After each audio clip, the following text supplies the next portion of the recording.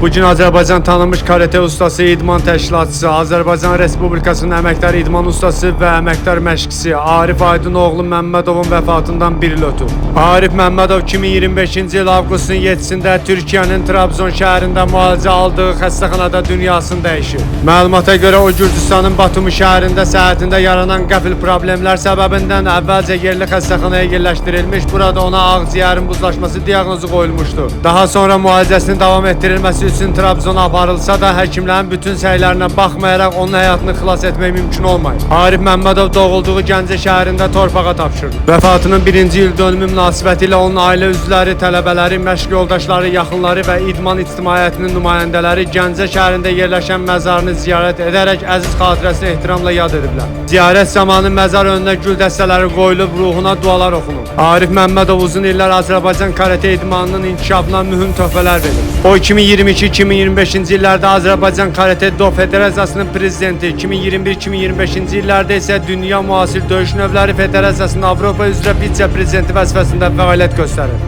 Arif Məmmədovun xatirəsi onu tanıyanların, yetirmələrin və bütün Azərbaycan idman ictimaiyyətinin qəlbində daim yaşanacaq. Allah rəhmət eləsin, məkanı cənnət olsun. Sizinlə mən Nüsrət Sakitoğlu, Press xəbər.